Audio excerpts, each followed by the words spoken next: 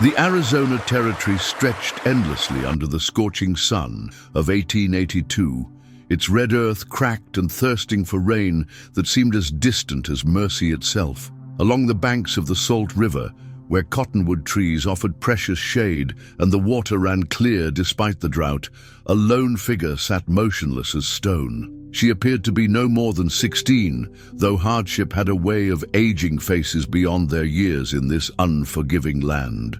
Her long black hair hung in tangled curtains around her shoulders, partially concealing features that bore the unmistakable heritage of the Apache people. Her dress, once white cotton, now bore the stains of travel, tears, and something darker that spoke of violence recently escaped. The girl's eyes, dark as obsidian and just as sharp, stared across the moving water without seeing. Her lips, cracked from sun and silence, had not parted to speak in 3 days. She had not eaten in longer. The small pouch at her side contained nothing but dust and the bitter memory of what she had lost. Miles upstream, where the river bent around a cluster of red rocks shaped like sleeping giants, Samuel Creek guided his horse down the treacherous slope toward the water. At 34, Sam bore the weathered look of a man who had spent half his life under the desert sun, the other half trying to forget what he had seen there. His beard, more grey than brown despite his years, framed a face marked by kindness and sorrow in equal measure.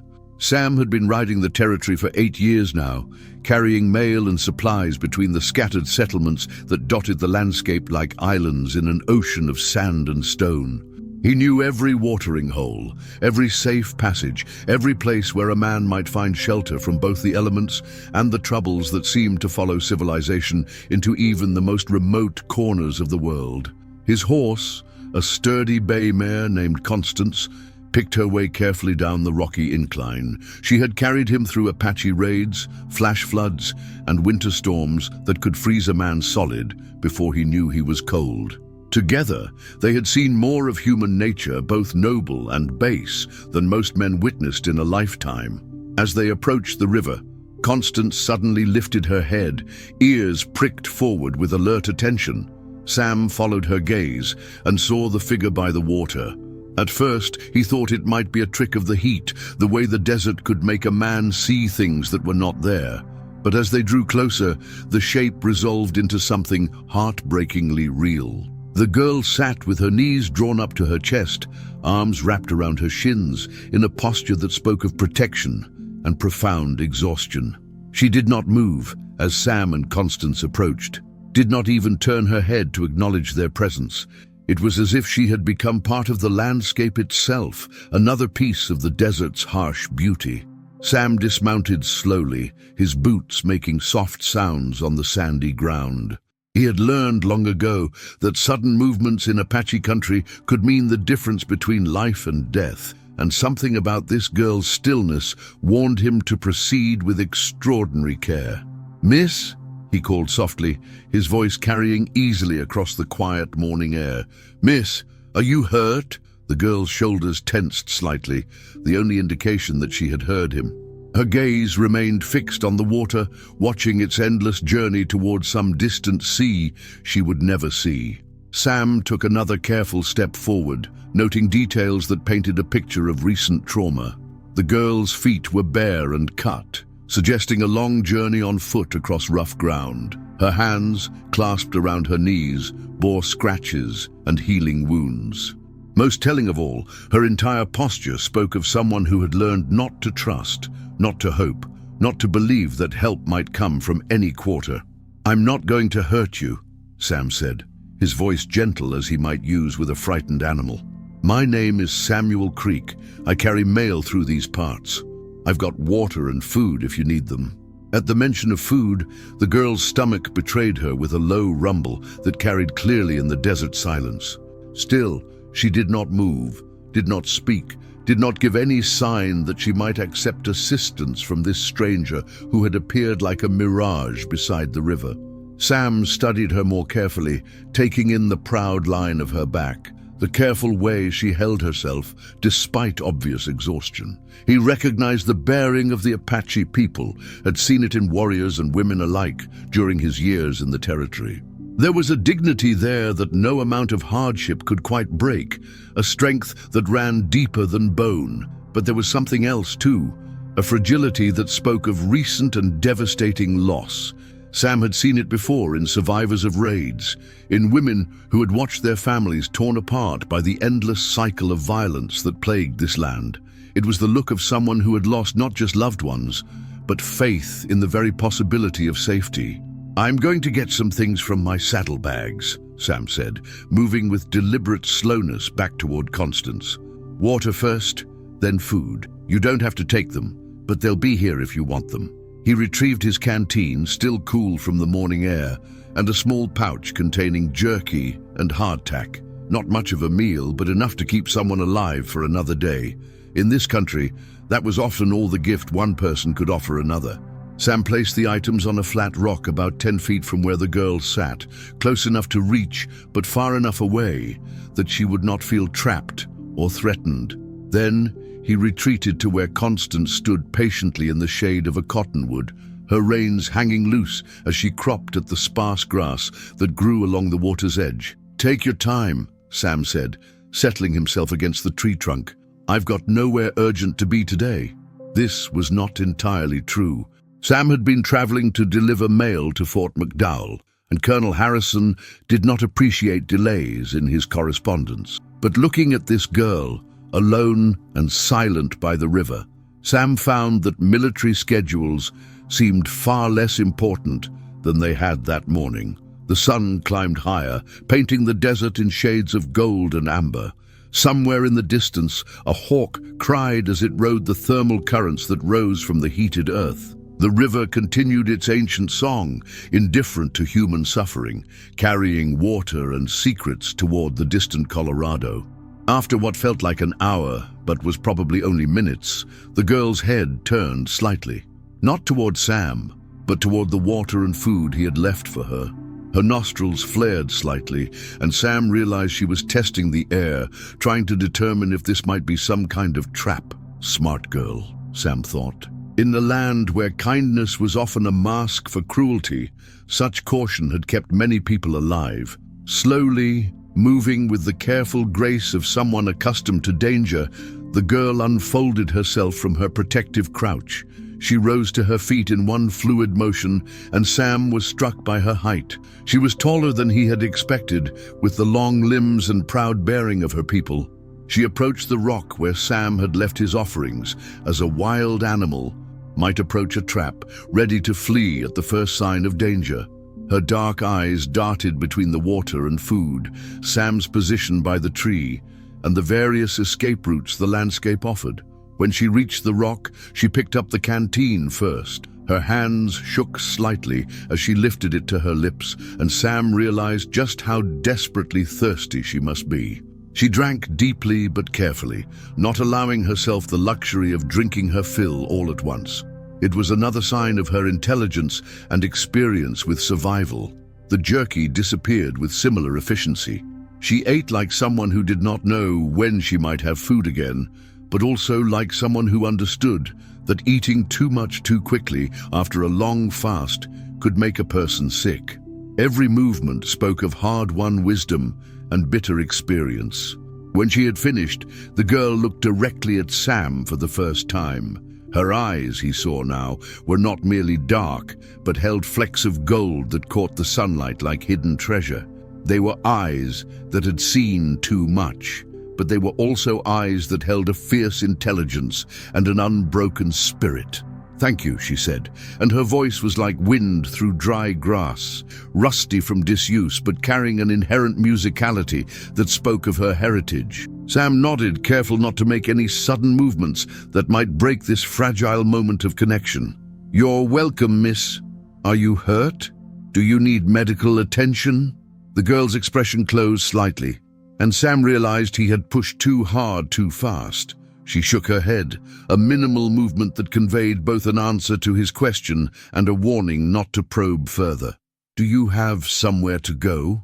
Sam asked gently. "Family? A place where you'll be safe?" This time the girl's reaction was more pronounced. Her entire body seemed to fold in on itself, and for a moment Sam thought she might collapse entirely. But she caught herself straightening with visible effort, and when she looked at him again, her eyes held a pain so deep it made his chest ache in sympathy. "No," she whispered, the single word carrying the weight of worlds. Sam felt something shift in his chest, a familiar stirring that he had learned to both trust and fear. It was the same feeling that had led him to help a wounded cavalry sergeant survive a blizzard 3 winters ago, the same impulse that had driven him to share his water with a dying prospector the previous summer. It was compassion, pure and simple, and it had both saved and damned him more times than he could count. "Well," he said carefully, "I was heading to Fort McDowell to deliver some mail. After that, I need to swing by Prescott to pick up supplies. If you wanted to travel with me for a while, I could use the company. The roads can be dangerous for a man traveling alone." It was a transparent fiction, of course. Sam had been traveling these roads alone for years and was more than capable of taking care of himself. But it was also a kindness, offering the girl assistance while allowing her to maintain her dignity by framing it as a favor she would be doing for him. The girl studied his face with the intensity of someone who had learned to read hidden meanings in every expression, every gesture. Sam met her gaze steadily, allowing her to see whatever she needed to see to make her decision. "I have no money," she said finally.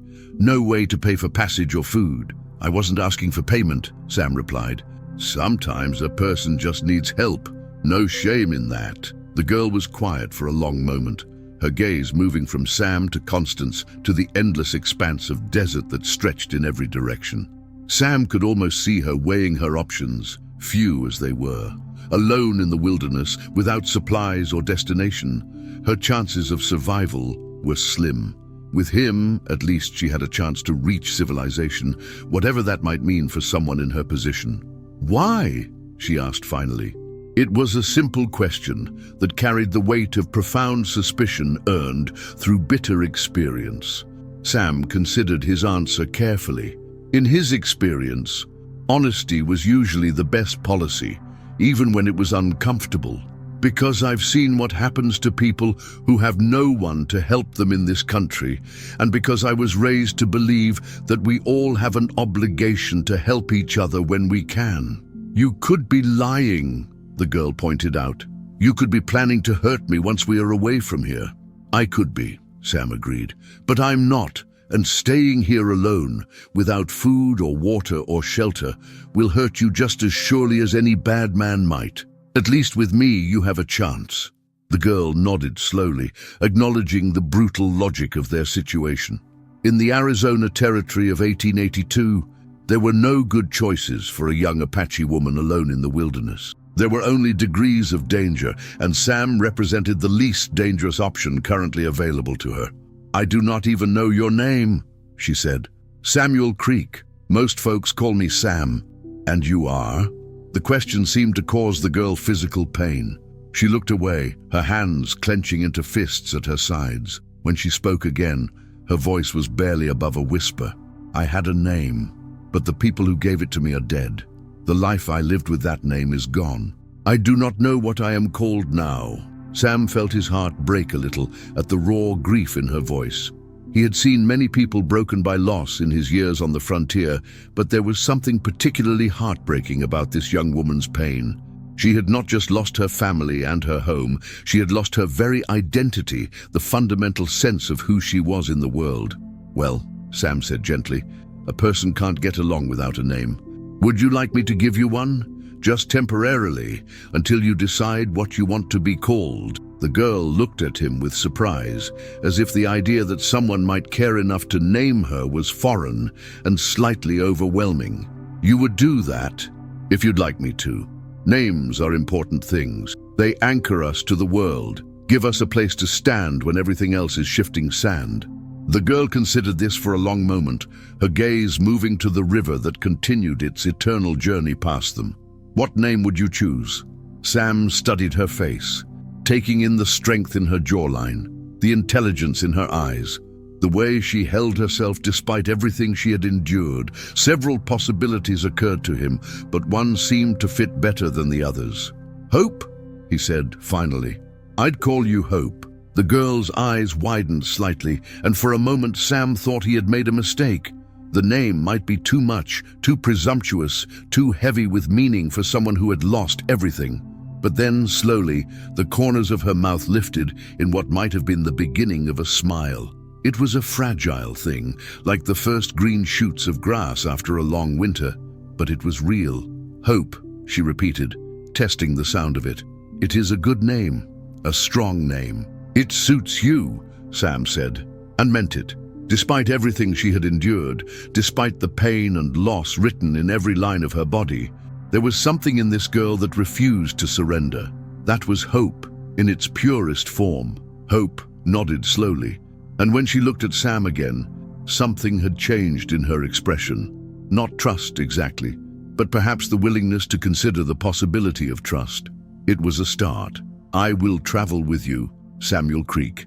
But I must tell you, I bring danger with me. There are people who would do harm to anyone who helps me.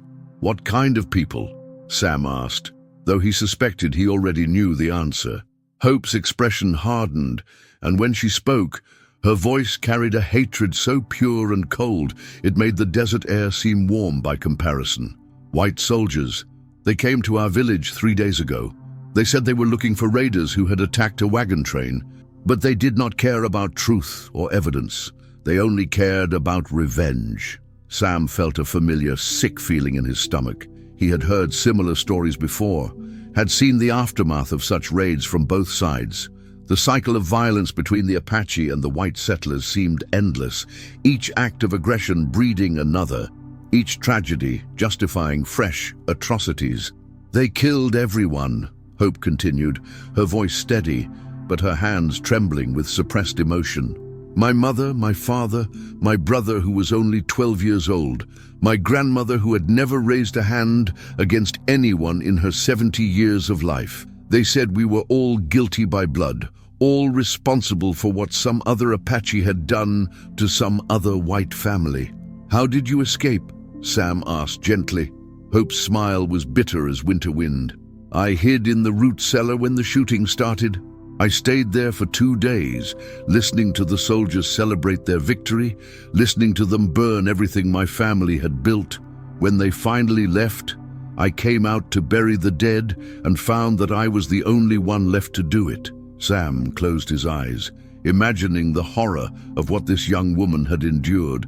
To lose everyone she loved in a single day, then to have to face the aftermath alone, was a burden that would have broken many people. The fact that Hope was still functioning, still capable of making rational decisions about her survival, spoke to a strength of character that humbled him. I am sorry, he said, knowing the words were inadequate, but needing to say them anyway. What happened to your family was wrong. There is no justification for killing innocent people, no matter what uniform the killers wear.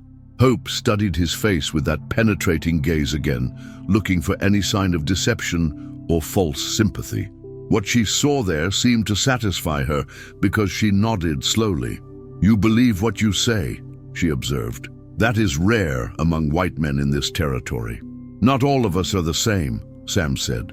Just like not all Apache are the same. There are good and bad people in every group, and the bad ones usually make the most noise. Perhaps, Hope said, though her tone suggested she was not entirely convinced. But the soldiers who killed my family will not care about such distinctions if they find me traveling with you. They will assume you are helping their enemy, and they will treat you accordingly. Sam considered this warning seriously. Hope was right that traveling with an Apache woman, even one who was clearly not a warrior, would put him in danger if they encountered the wrong people. In the current climate of suspicion and hatred that poisoned relations between the Apache and white settlers, being seen as an Apache sympathizer could cost a man his life. But looking at Hope, seeing the pain and loss in her young face, Sam found that the potential danger to himself seemed less important than the certain danger she faced if left alone in the wilderness. I appreciate the warning, he said, but my offer stands. If you want to travel with me, you're welcome to do so. Hope was quiet for a long moment, studying the river as if it might offer some guidance for her decision. Finally, she turned back to Sam with the expression of resigned determination. "Then I accept, but I will not hide who I am or pretend to be something I am not. If that brings trouble, then we will face it together." Sam nodded, respecting her courage even as he worried about the practical implications of her stance.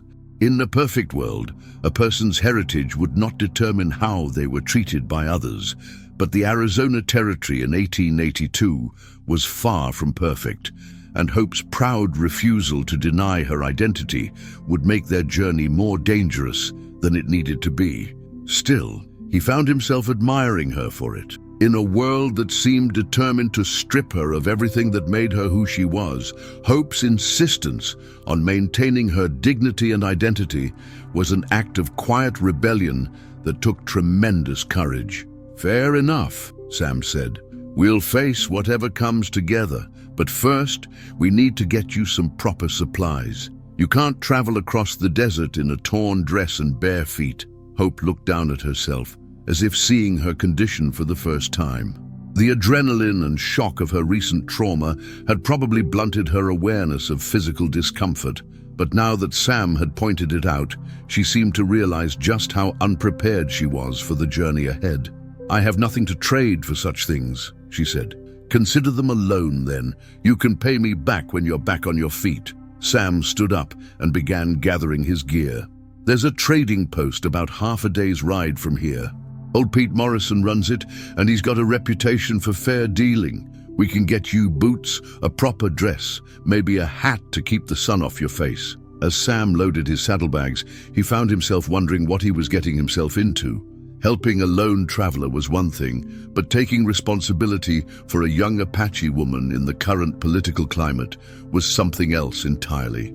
It would complicate his life in ways he could not yet imagine, and might well put them both in mortal danger. But looking at Hope as she carefully washed her face and hands in the river, seeing the way she held herself with dignity despite everything she had endured, Sam knew he could not have made any other choice. Some things mattered more than personal safety, and helping someone who had lost everything was one of them. "Ready?" he asked, leading Constance over to where Hope waited. Hope looked at the horse with obvious apprehension. "I have never ridden before." "Nothing to it," Sam said, though he knew this was not entirely true. Learning to ride, especially for someone who had never been on horseback before, could be both challenging and dangerous, but they had little choice in the matter. The distances they needed to cover were too great for walking, especially in the desert heat. Sam helped Hope mount behind him, showing her how to hold on without interfering with his control of the horse. She was a quick learner, adapting to the motion of the animal with natural grace. Within a few minutes, she seemed to have found her balance, though Sam could feel the tension in her body as she adjusted to this new and potentially frightening experience. "How are you doing back there?" he asked as they set out across the desert. "I am managing," Hope replied, though her voice was tight with concentration. "The horse is larger than I expected." Sam chuckled. "Constance is gentle as a lamb. She's carried me through more dangerous situations than I can count, and she's never let me down yet." As if in response to her name, Constance turned her head slightly and nickered softly. Hope's grip on Sam's belt loosened slightly, and he felt some of the tension leave her body. They rode in comfortable silence for a while, crossing a landscape that was both beautiful and forbidding. The desert stretched endlessly in all directions, broken only by mesas and buttes that rose from the earth like ancient monuments to forgotten gods. The sun climbed higher, turning the sky a brilliant blue that seemed to go on forever. Sam found himself acutely aware of Hope's presence behind him. Her grief was palpable, radiating from her like heat from a fire, but there was something else too, a strength that had not been broken by tragedy, a core of resilience that spoke to the enduring spirit of her people. "Tell me about Morrison's trading post," Hope said suddenly, breaking the silence. "Will there be many people there?" "Probably not," Sam replied. "Pete mostly serves prospectors and ranchers passing through. Maybe a few travelers like us. It's not what you'd call a social hub." "Good," Hope said. "I'm not ready to face crowds of curious people asking questions I do not wish to answer." Sam understood her concern. News of Apache raids and military reprisals spread quickly through the territory, and Hope's story, if it became known, would attract exactly the kind of attention she was trying to avoid. The fewer people who knew about her presence, the safer they would both be. "Pete's a good man," Sam said. "He's been out here long enough to understand that sometimes it's better not to ask too many questions. And he's always been fair in his dealings with the Apache people, not like some of the other traders who see them as savages to be cheated." Hope was quiet for a moment, absorbing this information. "How do you know so much about how traders treat my people?" It was a fair question, and one that required a careful answer. Sam had indeed observed the interactions between white traders and Apache customers over the years, and what he had seen had often disgusted him. Too many white men saw the Apache as less than human, fair game for cheating and abuse. "I've been traveling these roads for 8 years, Sam said. "I've seen how different people treat each other, and I've learned to tell the difference between men of honor and men who only care about profit." "And which kind of man are you, Samuel Creek?" The question was asked without accusation, but Sam heard the underlying challenge in it. Hope was testing him, trying to determine whether his kindness was genuine or simply another form of manipulation. "I try to be the kind of man my mother raised me to be," Sam said honestly. "Someone who helps when he can, who treats people fairly regardless of their race or station in life. I don't always succeed, but I try." "What would your mother think of you helping an Apache girl?" Sam smiled at the memory of the strong, compassionate woman who had shaped his character during his formative years. "She would have insisted on it. My mother believed that all people were children of God, deserving of respect and assistance when they needed it. She would have been horrified by what happened to your family." Hope absorbed this in silence, and Sam sensed that she was filing away this information about him, adding it to her growing assessment of his character. Trust, he knew, would not come easily to someone who had so recently seen the worst of human nature. But perhaps, given time and consistent behavior, she might learn to believe in his good intentions. The sun was directly overhead when they finally saw the trading post in the distance. It was a squat adobe building with a wooden porch that provided precious shade in the desert heat. A few horses were tied to the hitching rail out front, and smoke rose from the chimney, suggesting that Pete Morrison was open for business. "Stay close to me," Sam said quietly as they approached. "Don't volunteer any information about yourself, and let me do the talking if anyone asks questions." Hope nodded, her body tensing again as they drew closer to other people. Sam could feel her fear, and he wished there was some way to reassure her that everything would be fine. But the truth was, he could not make such a promise. In the current climate of hostility and suspicion, even the most innocent interaction could turn dangerous without warning. They dismounted at the hitching rail, and Sam helped Hope down from Constance. She moved stiffly, clearly feeling the effects of her first horseback ride, but she did not complain. Everything about her bearing suggested someone accustomed to enduring discomfort without complaint. "Pete," Sam called as they approached the porch. "You open for business?" "Always open for an honest customer," came the reply from inside. "Come on in, Sam Creek. Haven't seen you in these parts for a while." Pete Morrison emerged from the dim interior of his store, wiping his hands on a stained apron. He was a man in his 60s, with grey hair and a weathered face that spoke of decades spent in the harsh desert climate. His eyes were kind but shrewd, the eyes of a man who had learned to read people quickly and accurately. His gaze moved from Sam to Hope, taking in her appearance with the practiced assessment of someone who had seen many travelers in various states of distress. If he was surprised to see an Apache woman traveling with Sam, he gave no sign of it. "What can I do for you folks today?" Pete asked, his tone neutral and professional. "The lady needs some traveling clothes," Sam said. "Boots, a dress, maybe a hat. Whatever you have, that might fit." Pete nodded, his expression giving nothing away. "I've got some women's things in the back room. Why don't you come take a look, miss? See what might work for you." Hope glanced at Sam, clearly uncomfortable with the idea of being separated from him even briefly. Sam gave her an encouraging nod, and after a moment's hesitation, she followed Pete into the store. While they were gone, Sam examined the other customers in the trading post. Two prospectors were arguing quietly over a map in one corner, and a rancher was examining a display of bridles and saddles. None of them seemed particularly interested in Sam or his companion, which was exactly what he had hoped for.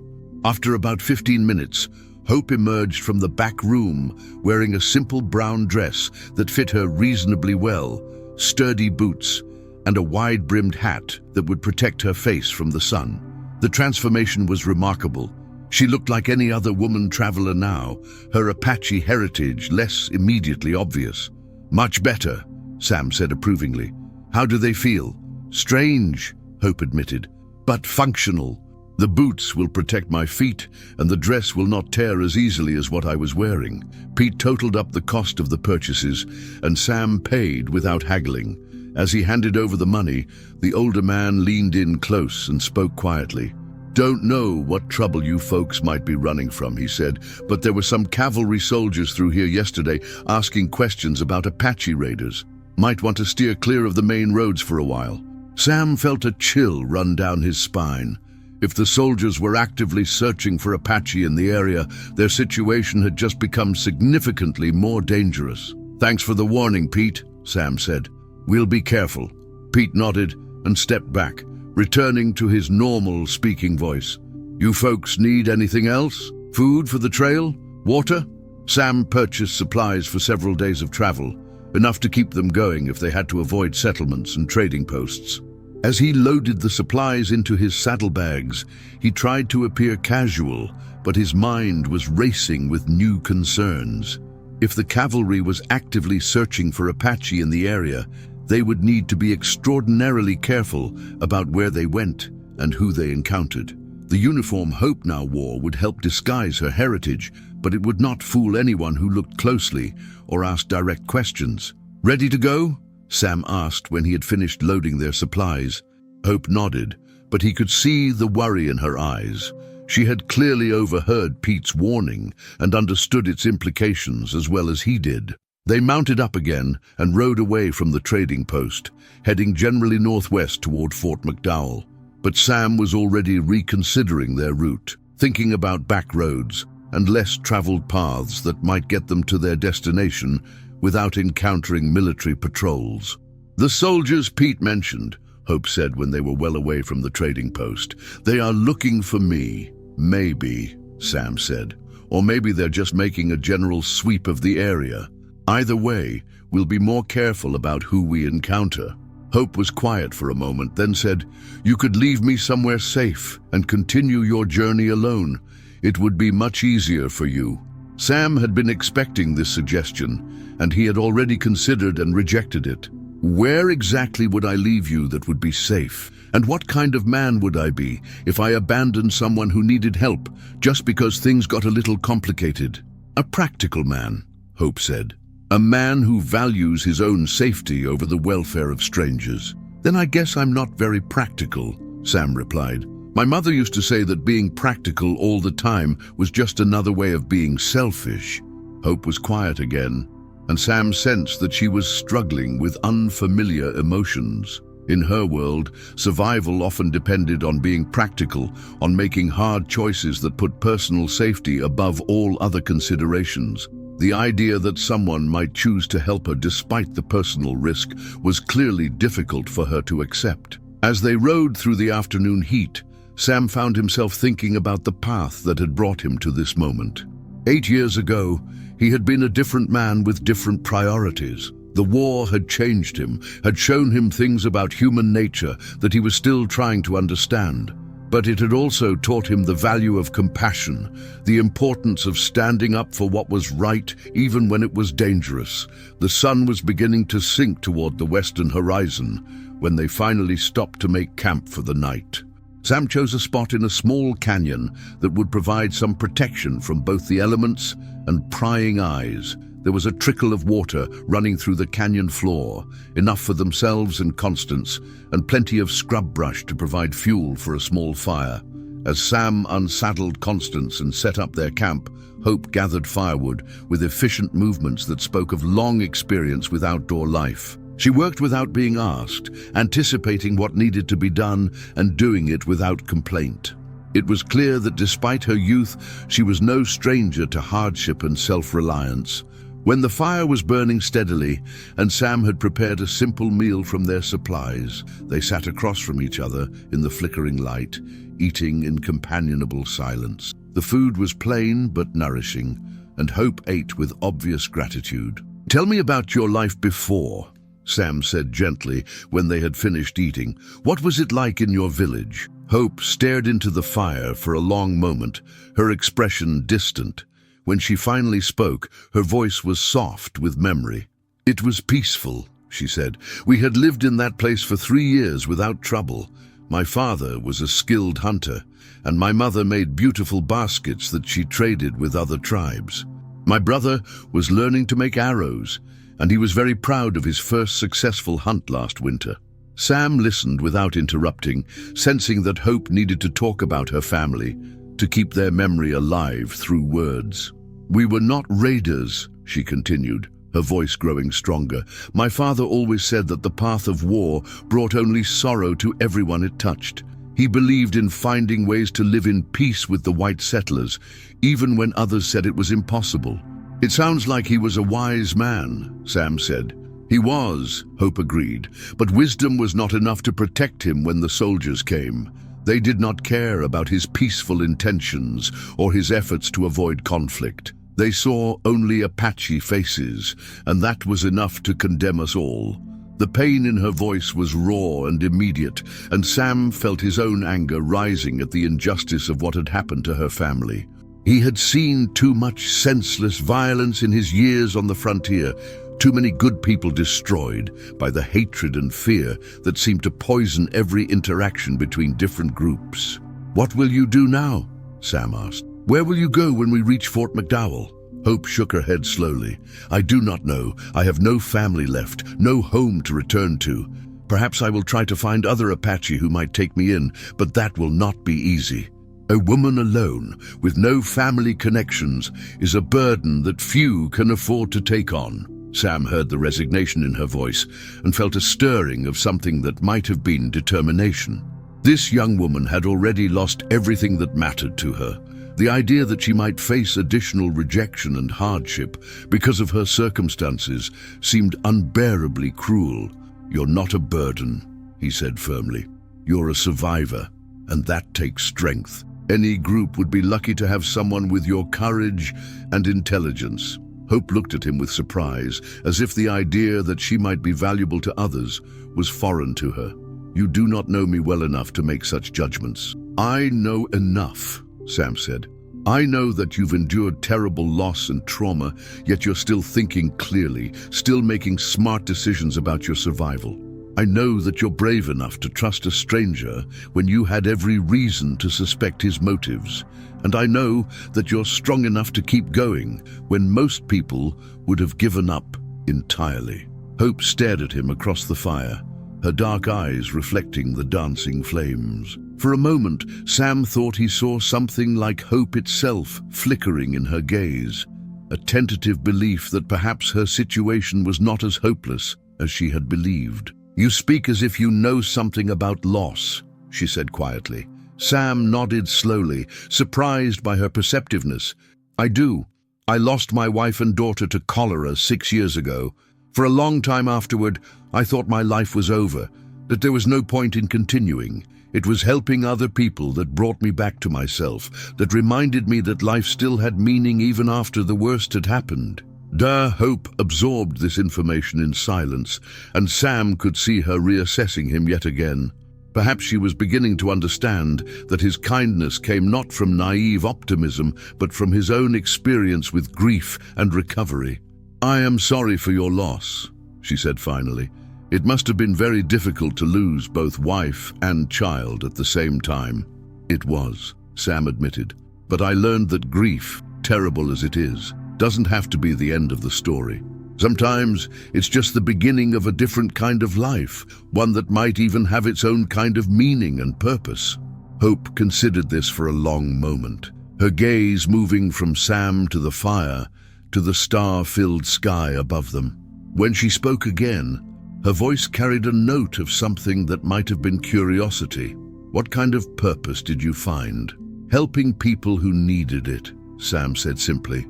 "Carrying messages between families separated by distance and danger. Bringing supplies to isolated settlements, sometimes just being there when someone needed a friend or a helping hand. It's not glamorous work, but it matters." "And now you are helping me," Hope observed. "Now I'm helping you," Sam agreed, "and I don't regret it, regardless of what complications it might bring." Hope was quiet for a while, staring into the fire as if it might hold answers to questions she had not yet learned to ask. The desert night was settling around them, bringing with it the familiar sounds of nocturnal creatures beginning their nightly activities. Somewhere in the distance, a coyote howled, a lonely sound that seemed to echo the isolation they both felt. "There is something I must tell you," Hope said suddenly, "something about why the soldiers are looking for me specifically, not just any Apache." Sam felt a chill that had nothing to do with the cooling night air. "What is it?" Hope took a deep breath, as if steeling herself for a difficult confession. "My father was not just any Apache. His name was Joseph Running Bear, and he was a peace chief who had been working with the Indian agent to negotiate a treaty that would allow our people to remain on our traditional lands." Sam's eyes widened as the implications of this revelation sank in. Joseph Running Bear was a name he recognized, a leader who had been mentioned in newspaper reports as one of the few Apache chiefs willing to work with the government toward a peaceful resolution of the conflicts that plagued the territory. "The soldiers who killed my family," Hope continued, "they were not acting on official orders. They were part of a group that opposed the peace negotiations, men who believed that the only good Apache was a dead Apache. They killed my father to prevent him from signing the treaty, and they killed the rest of us to eliminate any witnesses to their crime." Sam felt a sick feeling in his stomach as he realized the true scope of what Hope was telling him. This was not just a tragic case of mistaken identity or misguided justice. This was assassination, cold-blooded murder, carried out by rogue soldiers who were willing to kill innocent people to advance their own political agenda. "Do you have any proof of this?" Sam asked, though he suspected he already knew the answer. Hope shook her head. "Only my word. And who would believe the testimony of a young Apache woman against the word of white soldiers? But I heard them talking while I hid in the root cellar. They spoke of orders from someone they called the Colonel, though they never mentioned his name. They said that Joseph Running Bear's death would send a message to other Apache leaders who might be considering cooperation with the government." Sam ran his hands through his hair, trying to process the magnitude of what Hope had revealed. If her story was true, and he had no reason to doubt it, then she was not just a survivor of a tragic raid. She was a witness to a murder that could have far-reaching political implications. "Hope," he said carefully, "if what you're telling me is true, then you're in much more danger than I realized. These men won't stop looking for you until they're certain you can't testify against them." "I know," Hope said simply. "That is why I warned you, that traveling with me would bring danger. They cannot afford to let me live, and they will kill anyone who helps me." Sam stared at her across the fire, seeing her in a new light. This young woman was not just a refugee seeking safety. She was a key witness to a crime that went to the very heart of the conflict between the Apache people and the territorial government. Her testimony could expose corruption and murder at the highest levels of the military command. "We need to get you to someone who can protect you," Sam said. "Someone with enough authority to investigate what happened and bring the guilty parties to justice." Hope laughed bitterly. "And who would that be? The military? They protect their own, regardless of guilt or innocence. The territorial government? They are more interested in votes than justice, and there are no Apache voters to concern themselves with." Sam had to admit that Hope's cynicism was probably justified. The Arizona Territory in 1882 was not known for its commitment to justice for native peoples, and the idea that white soldiers would be prosecuted for killing Apache, even peaceful ones, was optimistic at best. But there had to be someone, somewhere, who would care about the truth and be willing to act on it. Sam's mind raced through the possibilities, trying to think of officials or authorities who might be both powerful enough and honest enough to help. What about the federal authorities? He suggested. Indian affairs are supposed to be under federal jurisdiction, not territorial. Maybe there's someone in Washington who would be interested in prosecuting a case like this. Hope shook her head again. Even if such a person existed, how would we reach them? And how long would it take? These rogue soldiers are not going to wait patiently while we try to find someone to help us. They will keep hunting until they find me. Sam knew she was right, but he was not ready to give up on the idea of justice. Somewhere, there had to be someone with both the authority and the integrity to investigate Joseph Running Bear's murder and bring his killers to account. There's a man at Fort McDowell, Sam said slowly, an idea beginning to form in his mind. Major James Thornton. He's from back east, been here less than a year. I've heard he's different from the other officers, more interested in following regulations than in playing politics. Maybe he would listen to your story. Hope considered this possibility, but her expression remained skeptical. One honest officer among many corrupt ones? Even if he believed me, what could he do against an entire conspiracy? I don't know, Sam admitted, but it might be worth trying. At the very least, if we could get your testimony on official record, it would make it harder for them to simply make you disappear. Hope was quiet for a long moment, weighing this suggestion against the obvious risks involved. Approaching a military officer, even an honest one, would mean putting herself directly in the hands of the very institution that had killed her family. It would be extremely dangerous, she said finally. If this Major Thornton is not as honest as you believe, or if word of my presence reaches the wrong people, we would both be killed before we could escape. Yes, Sam agreed. It would be dangerous, but doing nothing is also dangerous. At least this way, we would have a chance of achieving something meaningful with the risk we're taking. Hope stared into the fire for a long time, and Sam could see her struggling with the decision. He understood her reluctance after what she had experienced. Trusting any representative of the white military would require enormous courage. I will think about it, she said finally. But not tonight. Tonight, I just want to remember my family and grieve for what I've lost. Tomorrow, we can talk about justice and revenge and all the other complications that my survival has created.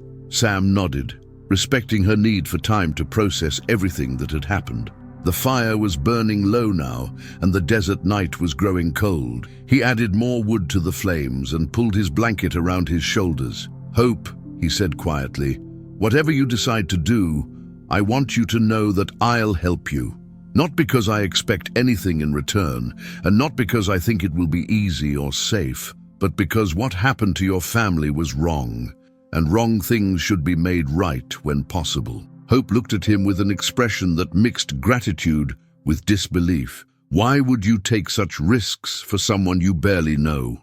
Sam considered the question seriously. It was one he had been asking himself since the moment he had decided to help her, and he was not entirely certain of the answer. Maybe because I've seen too much injustice in my life and I'm tired of pretending it's not my problem, he said finally. Maybe because I think your father's dream of peace between our peoples is worth fighting for, even if he's not alive to see it fulfilled. Or maybe just because it's the right thing to do, and sometimes that's reason enough. Hope nodded slowly, and when she looked at him again, Sam saw something in her eyes that had not been there before.